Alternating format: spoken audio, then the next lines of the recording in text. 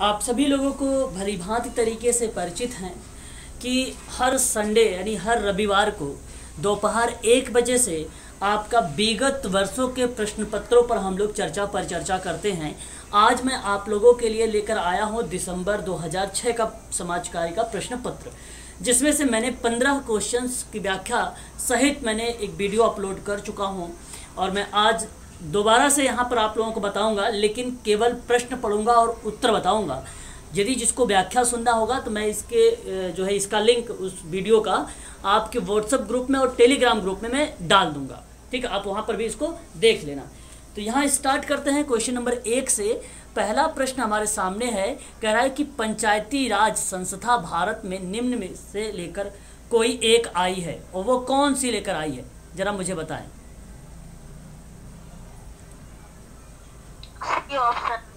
Okay, यहाँ पर आपने जवाब भी दे दिया क्वेश्चन नंबर 1 का, ऑप्शन नंबर सी, पिछड़े वर्गों का गांव प्रशासन में अधिकाधिक प्रतिनिधित्व को लेकर ऑप्शन नंबर सी आपका करेक्ट हो जाएगा।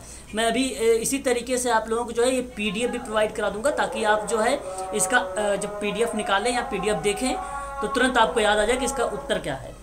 क्वेश्चन नंबर 2 है, समाजीकरण का अर्थ क्या होता है। समाजीकरण का अर्थ होता है सामाजिक मानदंडों के आत्मीकरण करने की प्रक्रिया को। इसका भी ऑप्शन नंबर सी सही माना जाएगा, ठीक है। याद रखिएगा, ये समाजीकरण आपको बता दूं, ये बेसिकली रीति रिवाज को रिप्रेजेंट करता है ना, आदत, विश्वास, परंपरा, जो है अभिवृद्धि इत्यादि चीजें जो है सीखने को मिलती है। कहाँ पर? सामाजिक मानदंड के माध्यम से। तो इसलिए समाजीकरण का एक पार्ट बनता है, एक प्रक्रिया बनती है।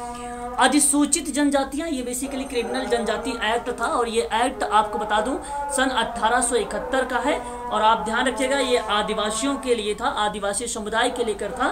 तो इसलिए ऑप्शन नंबर आप इसका सही जवाब करेंगे, भूतपूर्व अपराधित जनजातियां। ऑप्शन नंबर आपका पहला करेक्ट माना जाएगा। तो ये एक्ट के रूप में आप नोट कर लीजिएगा, एक्ट के रूप में भी। भारत में सामाजिक परिवर्तन को लेकर कारक बताए थे मैंने, आप लोगों को भलीभांति तरीके से पता होगा। एक कारक था आपका सांस्कृतिक, और एक था आर्थिक, और एक था जैविक। ये 3 कारक थे। इनके भी कई पॉइंट्स मैंने लिखवा रखा है, लास्ट वाले वीडियो में बता रखा है आप लोगों को। इसका सही जवाब क्या होना चाहिए, मैं अगर आपको बताऊं, औद्योगिकरण, शिक्षा और सांस्कृतिकरण। ऑप्शन नंबर बी करेक्ट रहेगा, ना कि स्वतंत्रता यहाँ पर, ठीक है। ऑप्शन नंबर बी यहाँ पर करेक्ट माना जाएगा क्वेश्चन नंबर 4 का। क्वेश्चन नंबर 5 देख लेते हैं, तीव्र गति से करेंगे हम लोग, है ना। अस्पष्टता उन्मूलन भारतीय संविधान के निम्न में से किस धारा के अंतर्गत आता है। बेसिकली हाँ, धारा ना लिखकर अगर इसे अनुच्छेद लिखता तो बहुत अच्छा होता, हम लोग आसानी से समझ जाते हैं, लेकिन कंफ्यूज करने के लिए यहाँ पे धारा लिख दिया। तो अनुच्छेद 17 के अंतर्गत अस्पष्टता उन्मूलन है, और कानून सन 1955 का है। बात करते हैं क्वेश्चन नंबर 6 के बारे में। और क्वेश्चन नंबर, 1 मिनट मैं इसको टिक भी मार दूँ, option number A. Question number 6 के बारे में बात करते हैं। निम्न वक्तव्य पर विचार करना है आप लोगों को, और अपना उत्तर भी नीचे दिए गए कोड के अनुसार भी आपको देना है। तो यानी सम्मिलित जो है यहाँ पे बात की जा रही है, सम्मिलित परिवार भारत में तेजी से विघटित होते जा रहे हैं। ये बात आपको सत्य है या असत्य है, तो इसको आप सभी लोग सत्य मानिएगा।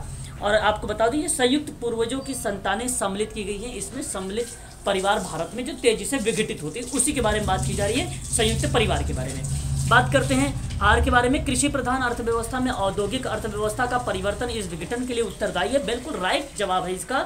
और मैं आपसे कहूं तो इसका आप सभी लोग बताना, व्याख्या भी इसका सही माना जाएगा। तो ऑप्शन नंबर ए आपका करेक्ट रहेगा। तो ये प्रश्न बहुत सरल था, कथन और कारण को लेकर आया हुआ था प्रश्न। क्वेश्चन नंबर 7 की बात करेंगे। निम्न वक्तव्य पर फिर विचार करना है आप लोगों को, और अपना उत्तर जो है नीचे दिए गए कूट के अनुसार आपको देना है। विकासशील कार्यक्रम के लिए जनता की सहभागिता आवश्यक मानते हैं, तो बिल्कुल आपको मानना भी चाहिए और आवश्यक है भी। ये स्टेटमेंट सही है। वक्तव्य या अभिकथन, आजकल अभिकथन पूछा जाता है, इस चीज़ को ध्यान रखिएगा। कारण की बात करते हैं, शिक्षा और जागरूकता सहभागिता की ओर ले जाते हैं।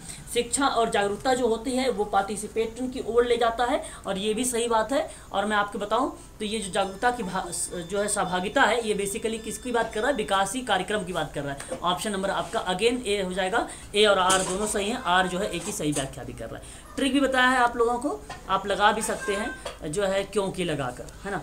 प्रश्न का नाम अगर हम बात करते हैं, क्वेश्चन नंबर इंपॉर्टेंट है आपके सामने 8 नंबर का, और एक तरफ लेखक है, एक तरफ पुस्तक का नाम लिखा गया है। ऑथर फिंक के बारे में अगर हम लोग परिचर्चा करें तो इसकी किताब का नाम आप लोगों को बताना है, तो the field of social work कहलाएगा, और यही आपका करेक्ट जवाब हो जाएगा। और ये आपका आया था 1974 में, 1974 में। इसकी किताब थी अपराध का कारण को लेकर, बहुत ज़्यादा इंपॉर्टेंट रही थी 1938 में। जेसल कोनफ्का की बारे में अगर हम बात करें तो जेसल कोनफ्का जो होते हैं ये सोशल ग्रुप वर्क में आप हेल्पिंग प्रोसेस के रूप में जाने गए। सन 1971 में ये किताब दिया था। 1949 में चिकित्सीय समूह बच्चों के लिए साहस और स्नेह के बारे में चर्चा किया था जेसल कोनफ्का ने सन 1958 में। बात करते हैं मुर्रे रोस, इसके बारे में आप सभी लोगों को भली भांति तरीके से परिचित होंगे, और इसका जो सही जवाब होगा कम्युनिटी ऑर्गेनाइजेशन होगा। सीधा से ही मैच कर गया। और ये किताब ये जो आई थी 1967 में आई थी, कहीं कहीं 1968 भी देखने को में मिल जाता है। एच पार्लियामेंट के बारे में अगर हम लोग बात करें तो आपको पता होगा समस्या समाधान उपागम के बारे में बात किया है, और ये अप्रोच इन्होंने एक दिया था केस वर्क में। और याद रखिएगा आप लोग, ये 1957 में आया था। मैंने इसको याद करने का एक तरीका बनाया था कि जब भी इसका नाम लेता हूँ तो मुझे नाम आता है रॉबर्ट बिस्टिक का नाम याद, क्योंकि उसी समय उसने केस वर्क का भी सिद्धांत दे दिया था। कुल टोटल 7 सिद्धांत दिए थे, तो आप लोग इस तरीके से भी यहाँ पर याद कर सकते हो। इंटीग्रेटेड सोशल प्रैक्टिस के बारे में अगर हम लोग बात करते हैं, एक किताब थी मोहम्मद दिलशाद की, और ये 1992 में किताब लाई गई थी, शायद आप लोगों को ये पता होगा। तो इसका सही जवाब हो जाएगा ऑप्शन नंबर ए। तो इसलिए याद रखिएगा क्वेश्चन नंबर 8 का ऑप्शन नंबर ए पहला करेक्ट माना जाएगा। निम्नलिखित में से कौन सा सामाजिक व्यक्ति कार्य का सिद्धांत नहीं है? देखिए अभी मैंने आपको बताया है रॉबर्ट के बारे में, रॉबर्ट ने 7 सिद्धांत दिए थे, इनमें से एक सिद्धांत कौन सा नहीं है? तो ऑप्शन में आप सी देखेंगे, आत्मसातीकरण का सिद्धांत या आत्मसात का करण का सिद्धांत, ये बेसिकली उसका नहीं है, ये है जीन पियाजे का। किसका है ये? जीन पियाजे का है, याद रखेंगे। बात करते हैं इनमें से संदर्भित समूह के बारे में। तो संदर्भित समूह किसको है? आपको अच्छे से मालूम होगा कि एक संदर्भ समूह, एक समूह वो होता है जिसमें एक व्यक्ति किसी अन्य समूह की तुलना में की गई एक्टिविटी को रिप्रेजेंट करता है। तो ऐसे में ऑप्शन नंबर अगर आप बी को देखेंगे, ऐसा समूह जिसका अपने जीवन में विभिन्न पहलुओं का मूल्यांकन करने के लिए उपयोग किया जाता है, उसको संदर्भ समूह कहते हैं। ऑप्शन नंबर 10 का बी सही माना जाएगा, 9 का सी करेक्ट रहेगा। बात करते हैं हम लोग क्वेश्चन नंबर 11 के बारे में, कार्यक्रम नियोजन के प्रमुख तत्व के बारे में। और कार्यक्रम नियोजन प्रमुख तत्व जो होता है वो सुसंगत, चैलेंजर्स, मापन योग्य, उद्देश्य, मिशन, सहभागिता, रुचि, विषय वस्तु इत्यादि चीज़ों के बारे में ये रिप्रेजेंट करता है, इसलिए उपरोक्त में से सभी करेक्ट माना जाएगा। ऑप्शन नंबर डी, ये एलिमेंट हैं, इन एलिमेंट का भी नाम आप लोगों को ध्यान रखना चाहिए। ठीक है, चलिए आगे बढ़ते हैं, क्वेश्चन नंबर 12 लेते हैं। देखिए मैं सही तरीके से अगर मैं कहूँ कि हालांकि व्याख्या एक प्रकार से हो जा रही है यहाँ पर भी, ठीक है, लेकिन आप ध्यान जरूर रखिएगा, है ना। लेकिन आप लोगों का कमेंट मैं सुन नहीं रहा हूँ इस समय। क्वेश्चन नंबर 12 की बात करें, निम्नलिखित में से विश्व उपभोक्ता अधिकार दिवस के बारे में बात करते हैं अगर हम लोग, तो हमें पता है 15 मार्च को मनाया जाता है, और 8 सितंबर को विश्व साक्षरता दिवस मनाया जाता है, 1 अक्टूबर को वृद्धजन दिवस मनाया जाता है, इसी दिन विश्व शाकाहारी दिवस भी मनाया जाता है। आप लोगों को पता होना चाहिए इसके बारे में भी, शाकाहारी दिवस के रूप में भी मनाया जाता है। 14 जून को अभी आप लोगों ने सुना भी होगा, और विश्व रक्त दिवस मनाया गया है ना, 14 जून को लास्ट मंथ में। ठीक है, तो आप याद रखिएगा इसके बारे में भी। क्वेश्चन नंबर 13 की बात करते हैं, 12 का ऑप्शन नंबर ए करेक्ट रहेगा। क्वेश्चन नंबर 13 की बात करते हैं, निम्नलिखित में से कौन सा मौलिक अधिकार नहीं है? तो मौलिक अधिकार कौन सा नहीं है? तो स्वयं विनाश का अधिकारी कोई अधिकार ही नहीं होता है। कुल टोटल कितने अधिकार है? टोटल 7 अधिकार थे, जिसमें से संपत्ति का अधिकार को हटा दिया गया है, अब है कुल टोटल 6 अधिकार। ठीक है, याद रखिएगा आप सभी लोग। आगे बात करते हैं क्वेश्चन नंबर 14 के बारे में, निम्नलिखित में से कौन सा समाज कार्य शोध के तथ्य संग्रहण के उपकरण नहीं है? देखिए यहाँ पे मैंने अभी कल की क्लास में आप लोगों को तथ्य संग्रहण को लेकर परिचर्चा किया था, याद है किसी को? ये प्रश्न अपने से बताइए, मैं किसी को ज्वाइन कर रहा हूँ, बताइए एक बार। बी ऑप्शन सही है, साक्षात्कार निर्देशिका। शाबाश, यही आपका ऑप्शन सही माना जाएगा। ऑप्शन नंबर बी, आपका बी निर्देशिका जो होगा यही करेक्ट जवाब हो जाएगा। अवलोकन, अनुसूची, समाजमिति, प्रश्नावली और प्रत्यक्ष अवलोकन, व्यक्ति का विलेख, प्रश्नावली, साक्षात्कार प्रश्नावली, ये सारे के सारे शामिल हैं, परंतु एक तथ्य संग्रहण के रूप में निर्देशिका का यहाँ पे कोई भूमिका नहीं होता है। ऑप्शन नंबर बी करेक्ट रहेगा। क्वेश्चन नंबर 15, यहाँ से जो है हम लोगों ने ये प्रश्न किया था कि पायलट अध्ययन क्या होता है? तो पायलट अध्ययन एक ऐसा शोध है जिस क्षेत्र में हम मात्रात्मक और गुणात्मक दोनों शोधों में प्रयोग में लाते हैं। तो ऐसे में मूल अध्ययन से पहले छोटे पैमाने पर किया जाने वाला प्रारंभिक अध्ययन होता है। ये बेसिकली अग्रगामी अध्ययन का तात्पर्य बताता है एक प्रकार से। है ना, उसका मीनिंग बताता है। ऑप्शन नंबर ए आपका करेक्ट माना जाएगा। क्वेश्चन नंबर 16, यहीं से हमें स्टार्ट करना था, आप ध्यान से सुनिएगा आप सभी लोग। ऑपरेशन ब्लड अवधारणा मानी जाती है, जरा आप मुझे बताएं, जल को लेकर मानेंगे कि खाद्य को, दूध के, बाल को? जी, दूध को लेकर बता रहे हो, वेरी गुड, यही आपका करेक्ट जवाब होगा। आपको ध्यान रखना है यहाँ पे ब्लड ऑपरेशन जो है, यहाँ पे अगर हम बात करें फ्लड, यहाँ पे कार्यक्रम एक है और ये कार्यक्रम सन 1970 का है, नोट करिए, ठीक है। ये 1970 में ये कार्यक्रम स्टार्ट किया गया था। जैसे हम बोलते हैं डेयरी उद्योग, किसानों के लिए विकास में अगर हम बात करें तो इसकी सहायता की बात की गई थी, तो इसे एक दुग्ध क्रांति के नाम से भी जाना जाता है। तो दुग्ध क्रांति किसको नाम से जाना जाता है? ऑपरेशन फ्लड की अवधारणा को जाना जाता है। इस चीज़ को आप ध्यान रखेंगे सभी लोग, ठीक है, याद रहेगा आप लोगों को। बता दीजिए एक बार, क्वेश्चन नंबर 16 का ऑपरेशन बताइए। सर आवाज जा रही है ना बीच में आपकी, सबको जा रही है? ऑपरेशन ब्लड, आप सबके जा रही है। ठीक है, आवाज जा रही है सर, आवाज़ जा रही है, क्लियर है आवाज़? बार बार बीच में बंद हो रही है। जी सर। चलो फिर ठीक है, नोट करो आप लोग। ये दुनिया का सबसे बड़ा डेयरी विकास कार्यक्रम था, जिसमें राष्ट्र के दूध उत्पादन का एक बड़ा सा जो है उछाल दिया, और इसमें गरीब किसानों को रोजगार प्रदान करने के लिए डेयरी उद्योग आर्थिक रूप से बनाए गए मदद करता था। इसी को बोलते हैं ऑपरेशन फ्लड, जिसको हम कहते हैं दुग्ध क्रांति। याद रखेंगे आप सभी लोग। क्वेश्चन नंबर नेक्स्ट लेंगे आप, ज़्यादा समय ना व्यतीत करें एक प्रश्न पर, है ना। भारत में समाज कार्य की प्रथम शिक्षण संस्थान किसने खोली? मैंने बताया है,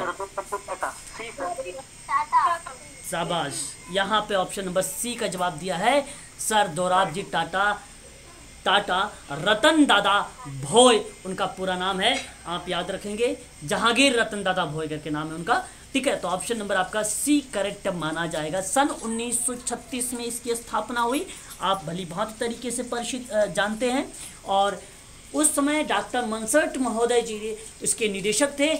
आज वर्तमान समय में शालिनी भारत इसकी जो है, भारत की जो समाज कार्य का प्रथम शिक्षण संस्थान है उसकी निदेशक हैं। और अगर हम बात करें यहाँ पे जीडी बिरला के बारे में, तो घनश्याम दास बिरला हैं, ये समुदाय के रूप में राजपूताना के नाम से जाने जाते थे, ठीक है। और एसपी गोदरेज के बारे में हम बात करें तो एड्स नियंत्रण में महत्वपूर्ण भूमिका निभाया है एसपी गोदरेज ने, किसमें? एड्स नियंत्रण में।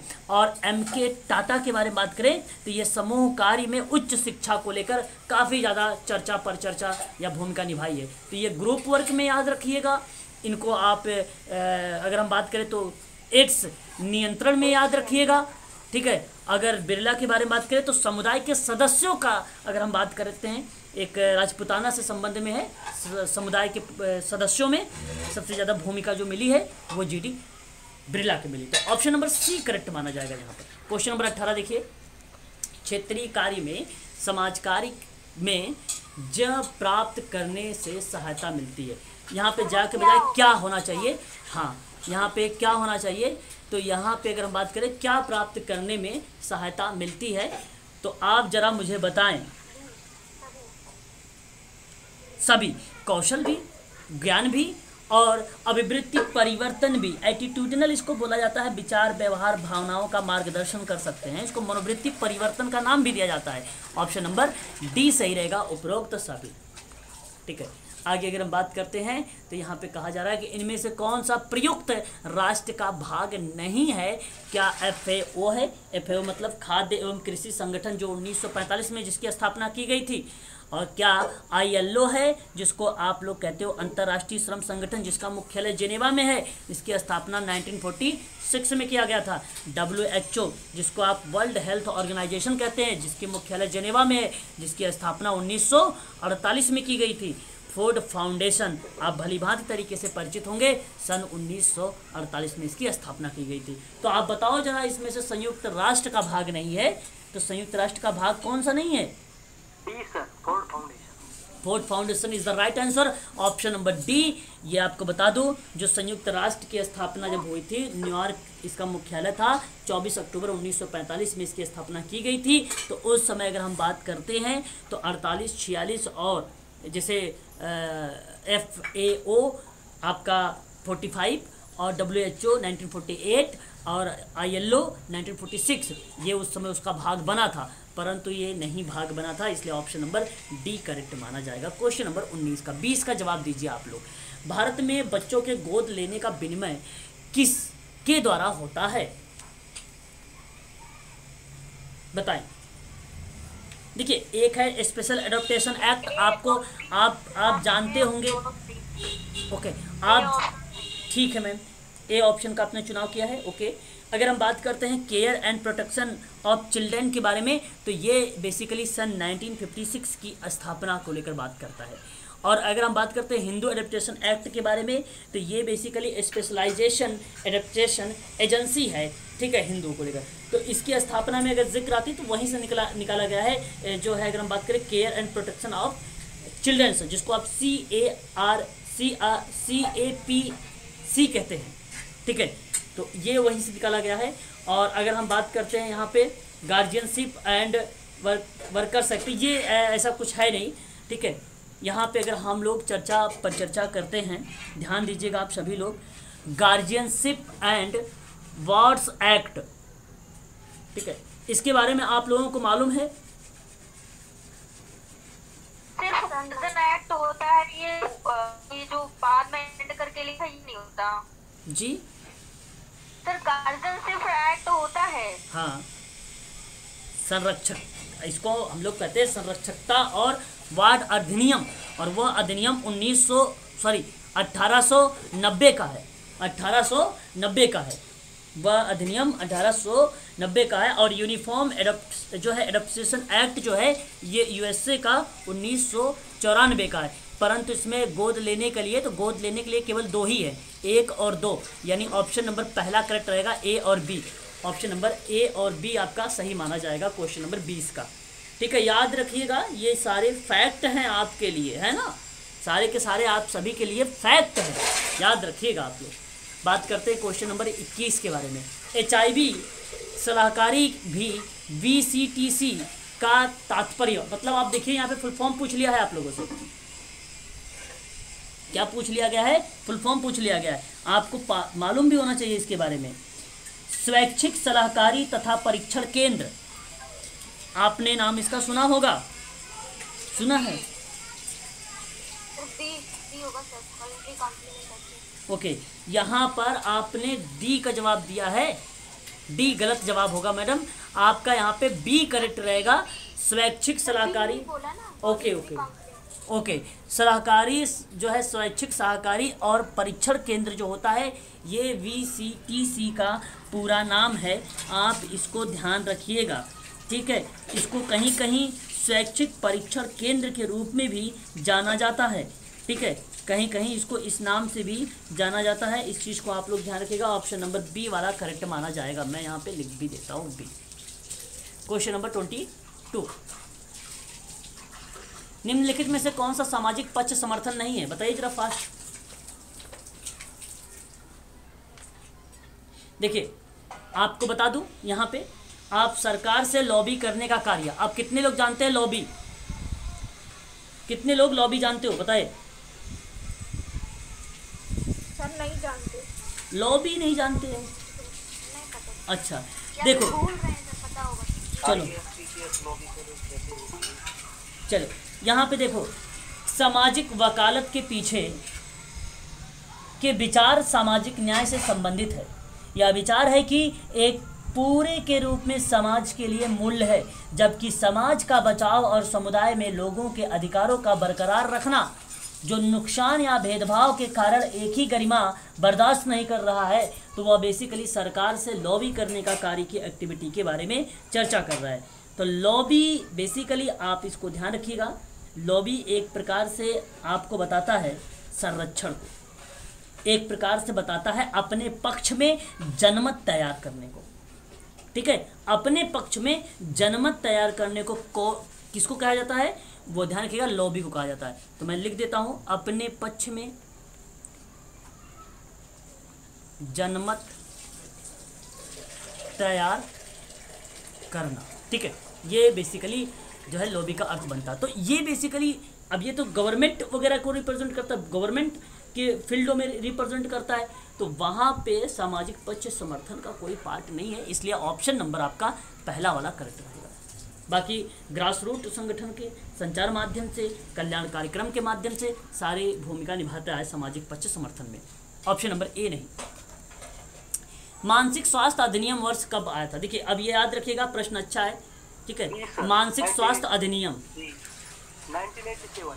ओके, आप ध्यान रखते हैं, आप सबको भली भांति तरीके से परिचित हैं कि सन विविध सेवा संस्थान और मानसिक स्वास्थ्य अधिनियम सन 1987 की धारा 24 और 25 के तहत मानसिक बीमार व्यक्ति के सर्वश्रेष्ठ हितों का प्रतिनिधित्व करते हुए उसे पेश करने में सक्षम संवेदक और संवेदनशील विधिक सेवाएं अधिवक्ताओं का पैनल तैयार करना चाहिए, जो दंडाधिकार को मानसिक बीमार व्यक्ति के कल्याण हेतु आदेश देते समय सहायता प्रदान करता है। तो इसके लिए ऑप्शन नंबर आप बी का करेक्ट चुनाव करें, ऑप्शन नंबर बी ही करेक्ट माना जाएगा। लेकिन अब एग्जाम में प्रश्न आएगा 2022 में इस तरीके से नहीं, वो कहेगा कि मानसिक स्वास्थ्य देखभाल अधिनियम कब लाया गया है, तो आप इसे ध्यान रखेंगे सभी लोग, ठीक है। 7 अप्रैल 2017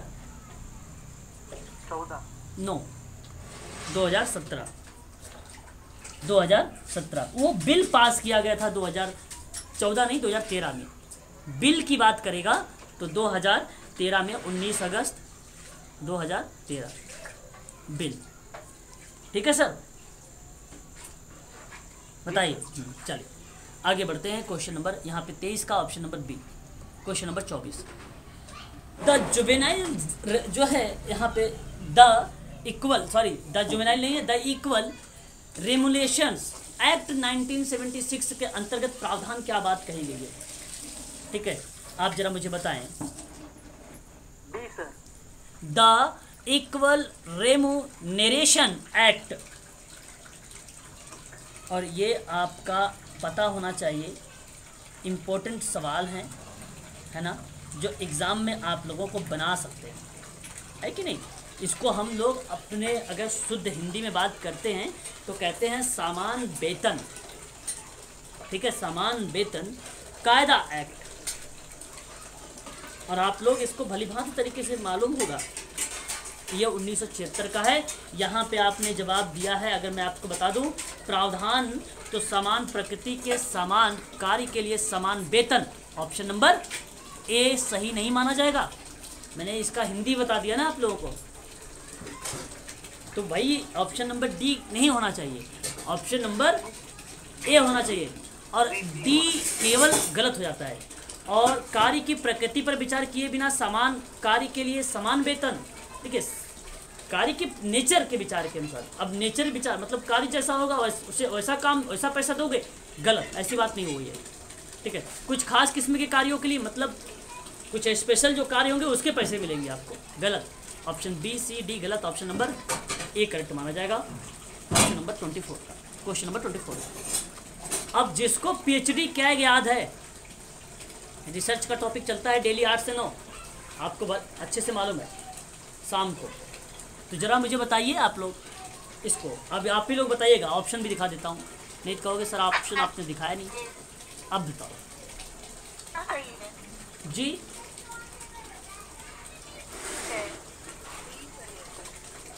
ओके, सबसे पहले समस्या का निरूपण करना चाहेंगे आप लोग कि आंकड़ा संग्रह परिकल्पना समस्या के उद्देश्य की, उसके बाद आपका आंकड़ों का प्रक्रिया का विश्लेषण और प्रतिवेदन। तो सबसे पहले उद्देश्य आप देखिए सी ऑप्शन नंबर डी में आ रहा है, फिर उसके बाद इसने डी को चुनाव किया है, सी समस्या निरूपण, उसके बाद पहले समस्या निरूपण होगा सी, फिर उसके बाद उद्देश्य, फिर उसके बाद आपका क्या बन जाएगा परिकल्पना, फिर उसके बाद आंकड़ा संग्रह, संग्रह के बाद विश्लेषण करोगे, फिर विश्लेषण कर लो, फिर विश्लेषण कर लो, विश्लेषण के बाद लास्ट में प्रतिवेदन कर लो।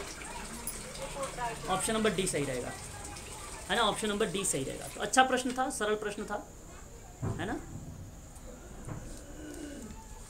बताइए जरा, ये जो मीन मीडियन मोड एक ही बार मतलब एक बराबर मान निकाल रहे हैं आप, जरा मुझे बताएं आप लोग, क्या है ये, सामान्य वितरण है, तिरछा है कि द्विपद है, क्या असामान्य वितरण है? बताइए भाई, एनपीसी से संबंधित सवाल।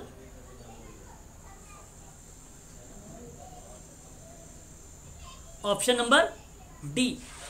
ओके, असमान वितरण, असमान, मेरी आवाज नहीं जा रही क्या भाई?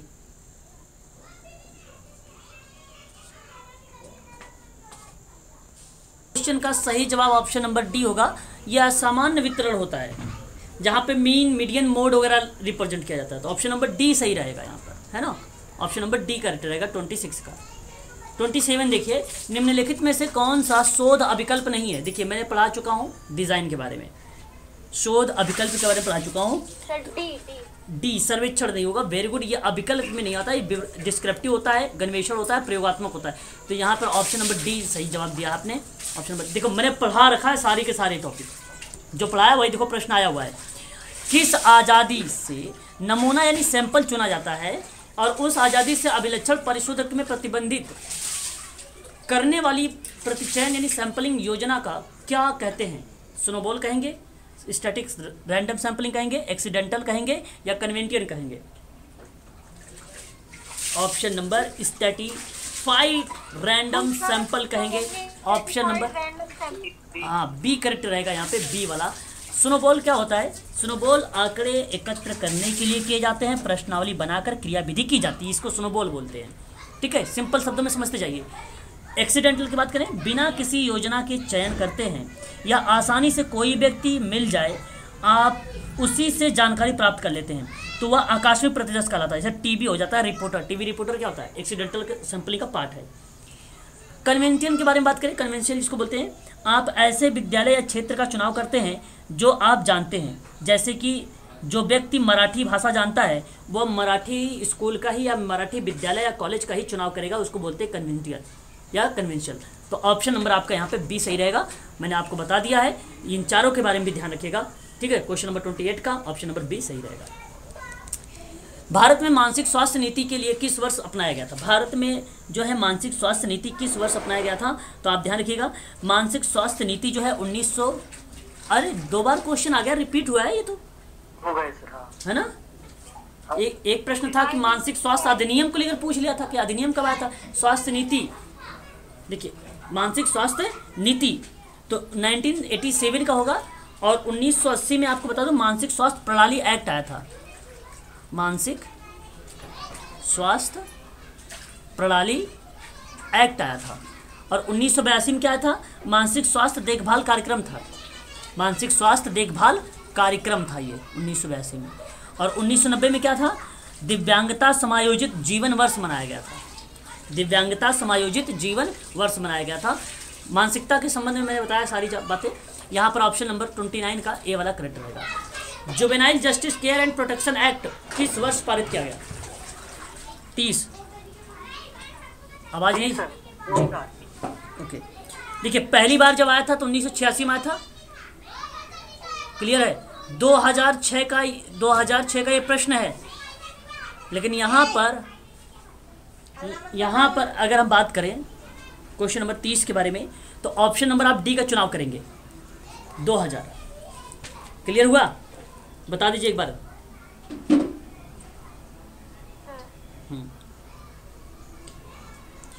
Juvenile justice care and protection act, याद रखिएगा आप सभी लोग, 2000।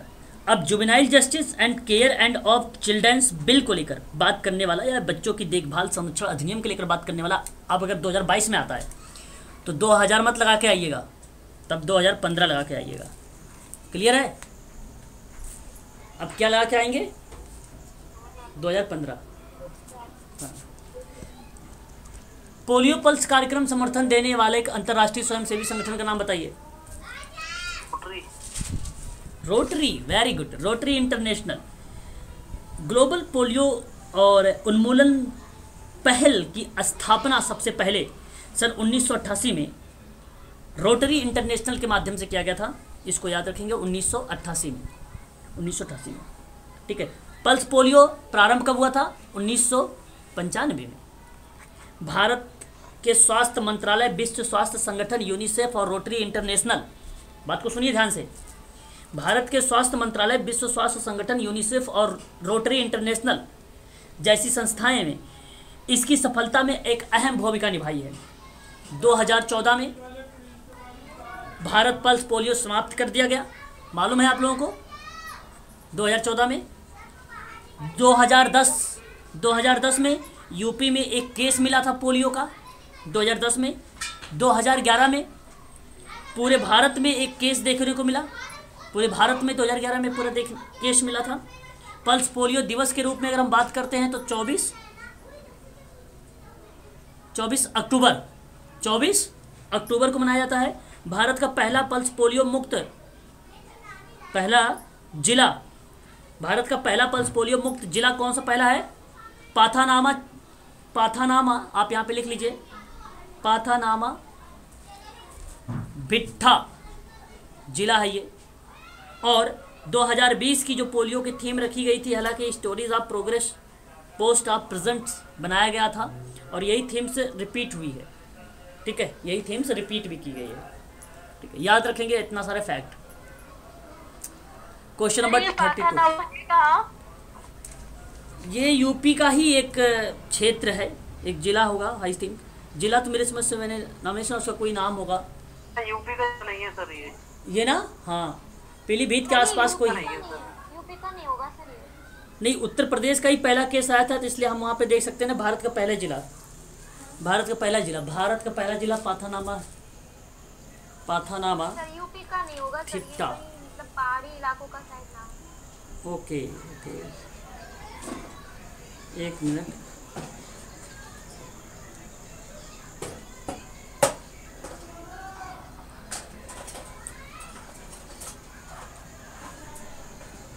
चलिए छोड़िए इसका ना, जिला गुजरात के आसपास बता रहा है आई थिंक। चलिए यहाँ पे देखिए, समाज नीति का उद्देश्य निम्नलिखित में से किसे प्राप्त नहीं है? D sir. हाँ, भारत में जनसंख्या वृद्धि, वेरी गुड। यहाँ पर ऑप्शन नंबर डी करेक्ट हो जाएगा। आपको बता दूं, ग्रामीण, शहरी, धनी, निर्धन समाज के सभी वर्गों के लिए अपना जीवन स्तर ऊंचा उठाने के अवसर प्रदान करना और विभिन्न गंभीर सामाजिक समस्याओं से समुचित निदान करते हुए उनका निराकरण करना, ताकि किसी भी वर्ग के साथ अन्याय ना हो सके, इस तरीके से सामाजिक नीति का उद्देश्य चलाया गया था। तो सामाजिक उद्देश्य जो समानता के लिए भी है, विषमता में का समाप्त करना है, सामाजिक न्याय को लेकर है। भारत की जनसंख्या की वृद्धि थोड़ी ना है कि भारत में जनसंख्या वृद्धि करो, ये सामाजिक न्याय के उद्देश्य बन जाए, ये गलत है। Option number D. Question number 33, employees state insurance act है एक, मतलब बताइए जरा। कर्मचारी राज्य बीमा अधिनियम, अब तो समझ में आ गया होगा। हाँ, कर्मचारी राज्य बीमा अधिनियम 1948, जहां पे रुग्णता मतलब बीमारी, प्रसूति, रोजगार संबंधी दुर्घटना के कारण अस्थायी शारीरिक निःशक्तता, जिसके कारण मजदूरी अथवा अर्जन क्षमता समाप्त हो गई हो, और मृत्यु जैसी आकस्मिकता में कामगार के हितों में सुरक्षा प्रोवाइड करने के लेकर चर्चा करता है कर्मचारी राज्य बीमा अधिनियम सन 1948। ऑप्शन नंबर आपका डी सही रहेगा यहाँ पर। क्वेश्चन नंबर 34, निम्नलिखित में से कौन सा सामाजिक अधिनियम नहीं है? देखिए, फॉरेस्ट कंजर्वेशन एक्ट। ओके, यहाँ पे अगर हम बात करते हैं, the protection of civil rights act है 1955 का, आपको मालूम होगा। रूल्स 1977 में आए थे, ये मालूम है। द बेगर्स एक्ट 1960 का है। द हिंदू मैरिज एक्ट है 1955 का है। द फॉरेस्ट कंजर्वेशन एक्ट सामाजिक अधिनियम, ये बल्कि वन संरक्षण की बात करता है ना। Option number D. Okay, question number 30, है ही नहीं क्या सर? ये एक्ट क्यों नहीं है भाई? एक्ट है, सामाजिक अधिनियम के परिप्रेक्ष्य से एक्ट नहीं है, है ना, सामाजिक अधिनियम का एक्ट के परिप्रेक्ष्य में नहीं है, ठीक है। क्वेश्चन नंबर 35, आपको बताना सूची 1 सूची 2 से मैच करो फटाफट। फ्री एसोसिएशन मैंने पढ़ाया है सिगमंड फ्राइड को, कितने लोगों को याद है? भूल गए? ट्रांजैक्शनल एनालिसिस थ्योरी की बात करते हैं तो एरिक बर्न का नाम आता है। और रिलेशन थेरेपी के बारे में बात करते हैं तो जैकोबसन का नाम आता है। और यहाँ पे अगर हम बात करते हैं जॉइंट क्लाइंट होगा, क्लाइंट सेंट्रल थेरेपी की बात करते हैं, कार्ल रोजर्स का नाम आता है। ये आपको मालूम होना चाहिए। ऑप्शन नंबर पहला सही नहीं गया, बताइए। पहला करेक्ट हो जाएगा। आगे बढ़िए। निम्नलिखित में से कौन सा समूह प्रक्रिया का भाग नहीं है, बताइए जरा। समूह के सदस्य का अलग होना, ऑप्शन नंबर डी, यही दिख गया, यही भाग नहीं है, बाकी यहाँ पे सारे भाग है। 37 निम्नलिखित व्यक्ति किसी व्यक्ति के कार्य अनिवार्यता तिरस्कार किए बिना एक मानव मात्र के रूप में उसके सकारात्मक गुणों का मान्यता प्रदान कर ले को क्या कहेंगे।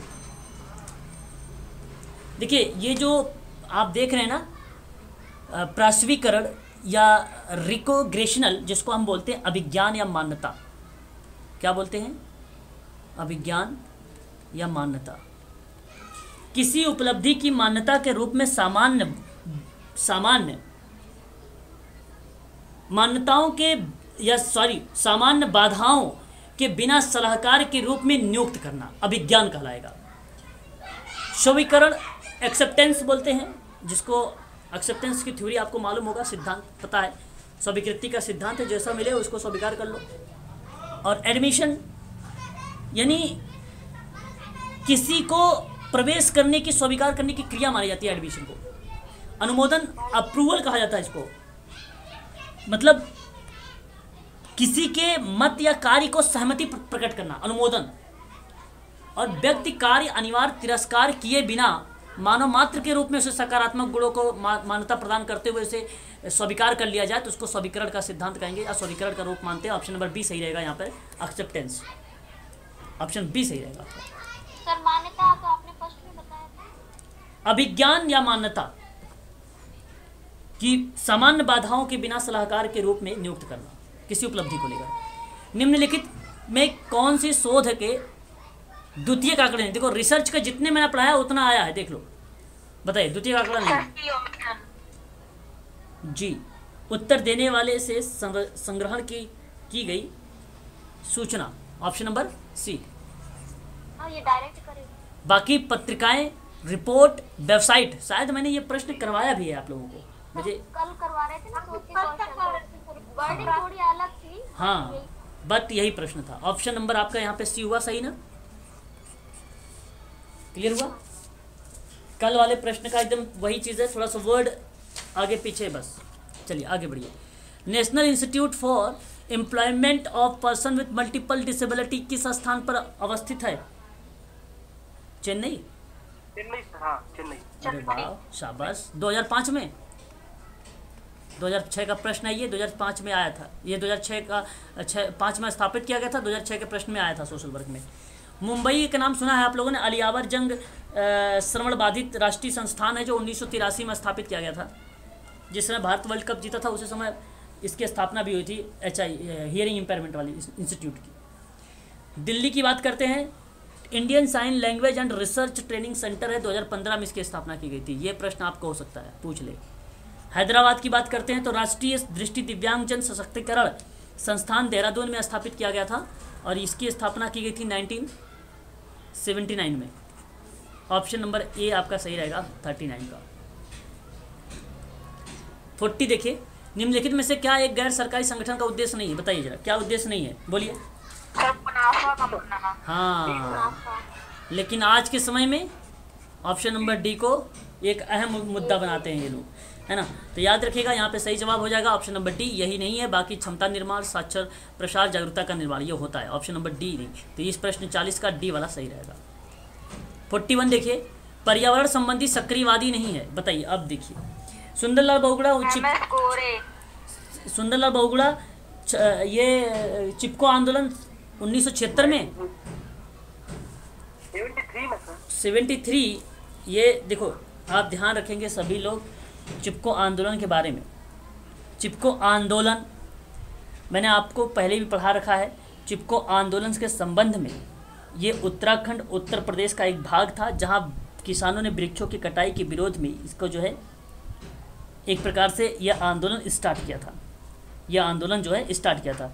तो ये 12 मार्च को गोविंद सिंह रावत ने चिपको आंदोलन को शुरू किया था, 12 मार्च को। अच्छा, ये बहुत, अगर हम बात करते हैं बहुत डीप में चले जाते हैं, तो उस समय जो प्रक्रिया संचालित हुई थी गोविंद सिंह रावत के अकॉर्डिंग, जो बात मैं कर रहा हूँ, तो वहाँ से धीरे धीरे आधुनिक इतिहास में आया। तो ये 1970 का दशक बना, 1970 का दशक बना था। चमोली जिले में अगर हम बात करते हैं सीमांत नीति घाटी के रेड़ी गांव में, जिन्हें चिपको आंदोलन के ठीक 244 साल पहले 1730 में खेजड़ी गांव में अमृता देवी ने बिश्नोई समाज की महिलाओं के साथ पेड़ों के चिपक कर वृक्षों की रक्षा की थी। उसी से संबंध में ये आंदोलन जो है ये लाया गया था।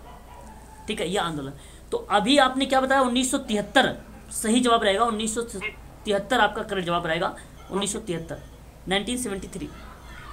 1973।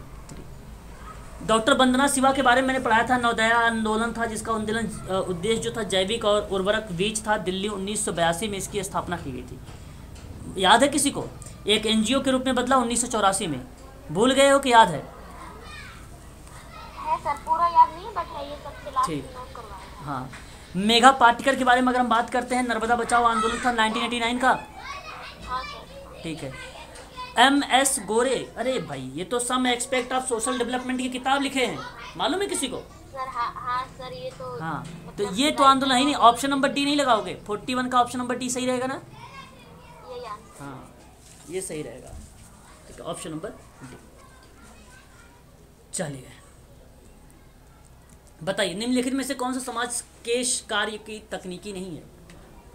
लॉबिंग, लॉबिंग, हाँ डी। ये नहीं, ये कौन सी टेक्निक है? अवलोकन तो टेक्निक है भाई, साक्षात्कार लेना भी है, सलाहकारी भी है। ऑप्शन नंबर डी नहीं है। ठीक है, ध्यानपूर्वक देखना, डेटा को धारण करना, रिकॉर्ड को शामिल करना, पैरवी करना, व्यक्तियों के निजी हितों के समूह के द्वारा सरकार के, होता क्या है? अब सुनो तो सही, पैरवी करना, व्यक्तियों को निजी हित समूहों के द्वारा सरकार के निर्णयों को प्रभावित करने का कोई भी प्रयास हो तो वह एक प्रकार से एक्टिविटी की जाती है लॉबिंग।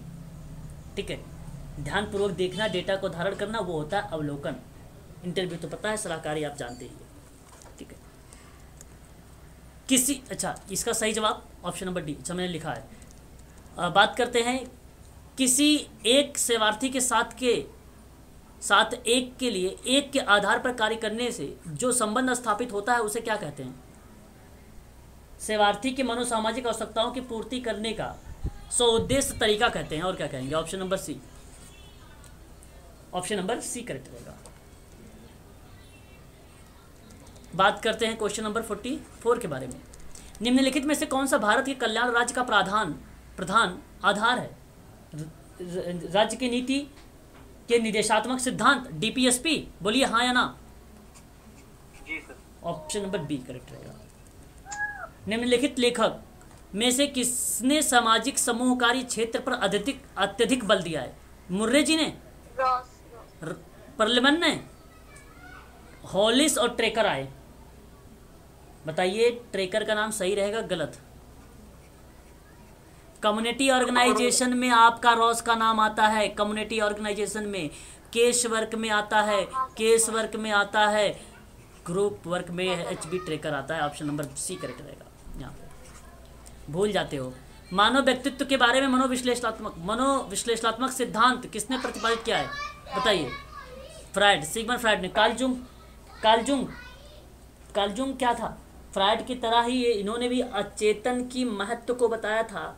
कार्लजुंग ने विश्लेषणात्मक मनोविज्ञान की स्थापना इसने किया था। बहिर्मुखी, अंतर्मुखी, संवेदन, अंतर्ज्ञान, चिंतन, भावना, न्याय, समझना इत्यादि शब्दों के बारे में कार्लजुंग ने बताया था। सबसे ज़्यादा इंपॉर्टेंट प्रश्न बताओ कहाँ से बनता है इसके में?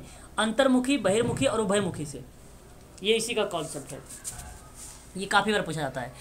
और स्किनर तो व्यवहारवाद के जनक रूप में जाने जाते हैं, प्लस में व्यवहारवाद के जनक में JB वाटसन को जाना जाता है। व्यवहार में अगर हम बात करते हैं मॉडिफिकेशन को लेकर, तो ये बेसिकली ज़्यादा लाते हैं स्किनर, विधियाँ और मेथड वगैरह। तो इसने एक थ्योरी दिया था, क्या दिया था इसने? OCT, हाँ, क्रियाप्रसूत अनुबंधन का सिद्धांत। अल्फ्रेड एडलर के बारे में आपको बता दूं मैं, ये व्यक्तित्व का सिद्धांत दिया था। व्यक्ति में हीनता की भावना होती है, श्रेष्ठता के लिए प्रयास किया जाता है, बचपन की हीनता की भावनाओं के महत्व पर बल देता है, यौन की भूमिका को कम करता है, जीवन शैली का सिद्धांत बताता है अल्फ्रेड एडलर। तो ऑप्शन नंबर यहाँ पर सही रहेगा 46 का सी वाला सही रहेगा। ठीक है, याद रखिएगा आप सभी लोग। ओडिपस इलेक्ट्रा ग्रंथि भी पाई जाती है, इसी ने बताया लैंगिक अवस्था में। सोशल डायग्नोसिस नामक पुस्तक का लेखक कौन है? Mary Richmond. अरे किसी ने पार्लियामेंट कह दिया। नहीं, आपको बता दूं, अगर आप यहाँ पे सोचे हैं तो ठीक सोचे हैं, आप ध्यान से सुन भी लीजिए। सबसे पहले किताब सन 1917 में मैरी रिचमंड ने दिया था। इनकी किताबों की सारांश निकाला है पार्लियामेंट ने। पर सर राइटर तो वही होंगे। हाँ, राइटर यही होंगे, सारांश इसने निकाला है। ठीक है ना, याद रखेंगे। पार्लियामेंट समस्या समाधान के उपागम में जाना जाता सबसे अच्छा, बस यही एक कॉन्सेप्ट इसका बहुत फेमस है सोशल वर्क में। और मुर्रे जी रॉस तो मालूम है, community organisation the theory practice and principle पर बात किया है ना। समस्या समाधान वाला उपागम दिया था ना किसने? पार्लियामेंट ने कि रॉस ने? नहीं, पार्लियामेंट। हाँ तो भाई पार्लियामेंट ने वही मैं बात कर रहा हूँ, समस्या समाधान का उपागम के बारे में बात कर रहा हूँ केस वर्क में। यहाँ मैं मुर्रे जी रॉस की बात कर रहा हूँ, community organisation theory principle and practice पर बात किया है, ये बता रहा हूँ। फ्रेडलैंडर ने, Walter Andreas Friedlander, concept and method of social work. प्रणाली दिया है, एक किताब भी दिया है, किताब का नाम लिख लीजिए, concept and method of social work. Very good. Method का मतलब ये होता है विधियाँ। 2 भागों में डिवाइड किया ना, प्राथमिक और सहायक। ऑप्शन नंबर इसका सही जवाब क्या होना चाहिए बताइए? Option number B. हाँ ठीक, वही फ्रीडलैंडर का आ जाएगा, इंट्रोडक्शन भी आ जाएगा, परिचय। लोगों की आवश्यकता आरोह क्रम में। आरोह मतलब देखो, एक आरोही एक अवरोह, ये भी कंफ्यूज, इसीलिए पिरामिड कहा गया है, ये इस तरीके से बना हुआ है ना, इसीलिए। तो अब्राहम मैस्लो ने, ऑप्शन नंबर सी में है, इन्होंने लोगों की आवश्यकता का सिद्धांत और लोगों के सक्रिय भागीदारी की किसने दिया अवधारणा? पिनकस और मिनहाम। हाँ, पिनकस और मिनहाम ने दिया। ठीक है, याद रखिएगा। सिगमंड फ्रायड तो मालूम है आप लोगों को ना, सिगमंड फ्रायड जो है अभी भी मैंने बताया मनोविश्लेषणात्मक सिद्धांत दिया। जेबी वाटसन व्यवहारवाद का जनक कहलाता है। कार्ल जूंग के बारे में अभी बताया, मैंने क्या रिपीट करूँ बार बार, है ना, वही से अंतर्मुखी बहिर्मुखी के बारे में ना। ऑप्शन नंबर सी करेक्ट रहेगा 48 का। 49 बताइए। मीन मोड मीडियन केंद्रीय प्रवृत्ति का माप है। यस, यही आपका सही रहेगा। क्वेश्चन नंबर 50, एक एकल इकाई के रूप में विचाराधीन एक परिवार के सदस्यों के बीच एक व्यवसायिक सामाजिक कार्यकर्ता के द्वारा हस्तक्षेप को क्या कहेंगे? आप लोग बताओ। व्यक्तिगत उपचार कहेंगे। Option number C. Case work में ही आएगा ना? हाँ, ये केस वर्क का ही पार्ट है, व्यक्तिगत उपचार। ठीक है, तो ये देखिए आज हम लोगों ने बहुत तीव्र गति से पूरा भी किया है, समझा भी अच्छे से है ना। तो ऐसे हम लोग क्वेश्चंस करेंगे, एक दिन में एक समाप्त कर देंगे। ठीक है, चलो आज के लिए बस इतना ही रखिए आप लोग। फिर आगे की जो क्लास होगी कल होगी, और एक क्लास शाम 6 बजे से होगी, और एक क्लास आप लोगों को कल चलेगी शाम को 8 बजे। ठीक है, चलिए आज के लिए बस इतना ही। ओके।